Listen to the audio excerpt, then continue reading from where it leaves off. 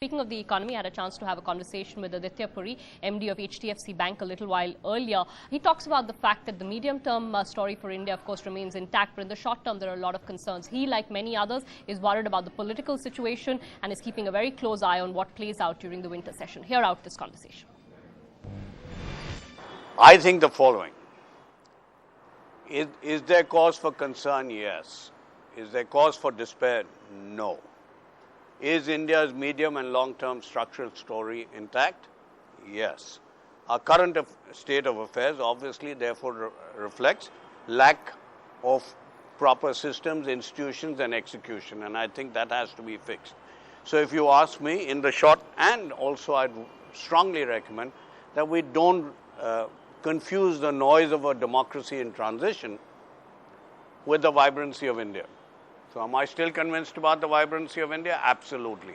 Do I think HDFC Bank has a bright future? Yes. In the short term, are we suffering today? Yes. Could it be better? Yes. Do I disagree with some? But am I still very happy to be in India, both as HDFC Bank and Aditya? Yes. But isn't it becoming a medium-term issue, sir? I mean, seriously speaking, I mean, we're looking at yet another year of probably 6% kind of growth. Kind of year of growth, and we haven't seen that government action. What have we seen? A couple of FDI announcements? Look, I have to say two things. I do believe that the government now, in what they have said and the actions that they have taken, have exhibited the desire to get things done. What needs to be done is very clear for everybody, and I think my fervent appeal is we rise above political partisanship and at least on this thing support the government. So whether you need GST, whether we need proper subsidy distribution, whether you need non-merit subsidies to be removed, let's not make political issues out of this and mix this with some of the things that the government may have done wrong, which they've acknowledged and said, let's fix it going forward. So I think these issues have to be done, but politics, I have to tell you, nowhere in the world necessarily follows logic. So will we get all of it right? No. If we get all of it right, we could probably grow at 10%. If we get half of it right, we'll grow at between 7 and 8%. If we get none of it, which I do believe we won't, we should get some of it through, then yes, even now I think if we do 6% next year, it's great. But I would I would be more concerned whether we remove the obstructions to investment. We sort out our land and mining issues. We sort out and make it easier for people to do business. We make sure subsidies reach the right people. We control our fiscal deficit. We put the right institutions in place during this time, then we worried about the 6%. Have you seen any movement, sir, on the positive direction, particularly say on investment, etc.? Because the bank would have a sense. Too early to say. I just hope the winter session is not a washout. The portents are not good, which leaves me very worried as an Indian citizen, and I'm not going to take a pot shot at anybody at that. But I do believe that if we can get, and I've been talking to institutional investors, they're also not expecting magic.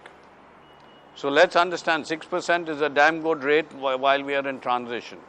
But what they would like to see is the problems that we all acknowledge need to be resolved, and this cannot be resolved overnight. But can we all agree on GST? Can we agree that non-merit subsidies should go? And can we simplify the procedures and get the right institutions? See, after all the noise, the Lokpal bill is still coming, no? Will it be the best? No. But we're moving forward. Are you really telling me in the 60 years, you're obviously much younger, much smarter, I'm an old man. In the 60 years that we've been there, all what you're seeing today that's brought up was not there? I'm thankful it's there. At least we're moving to try and create institutions and procedures that will make sure that you have a better India going forward. Was crony capitalism not there? Was there not petty corruption there?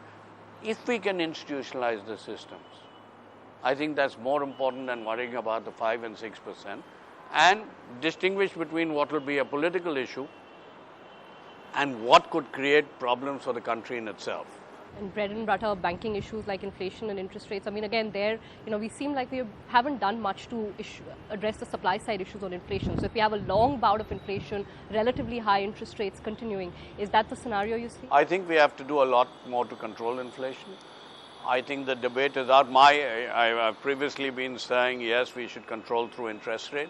But I do believe now has come the time that we can understand that what interest rate as a tool could do, it's probably done. And we need to figure out the supply side. In the meantime, we probably need to change the sentiment. Some encouraging signs. You got 7.45. You got some drop in core inflation. But it'll tick up as the suppressed inflation comes. So the RBI governor is right in being concerned about it. I do believe we are moving in the right direction. Should we be moving faster? Yes. Would I believe that instead of everybody pointing fingers at each other, if we could all, the Congress, the BJP and all the other parties, plus the bureaucrats, plus the businessmen, plus you and me as ordinary citizens come together, I still believe in India. So, I mean, net, the onus is still nearer New Delhi than nearer Mint Street. Sorry? The onus to revive the economy is still nearer New Delhi than nearer Bombay. The onus to revive the economy normally does fall on the government when you're going through difficult situations. Although the government is saying that everybody's sitting on piles of cash, why are people not investing? I think the finance... Because the people, I see, this is what, you're forcing me to go into what I didn't want to. Because everybody is saying, we believe in India's story, but can you reduce the red tape in setting up a project? You do a real estate project, there are 52 approvals required. You ask me to lend, I don't have visibility. You have all these power projects that are ready and not getting coal supply. I think those are issues that have to be sorted out. You have roads where the last mile is a problem. You have electricity where the last mile is a problem touching to the grid. So I think both sides are right. It's better, all I'm saying is beating each other is not going to help. India's #1 news app just got even better. Download NDTV's new app. Fully optimized for retina display. Full screen view. Faster response time. And Sudoku. NDTV's new iPad app. Download now.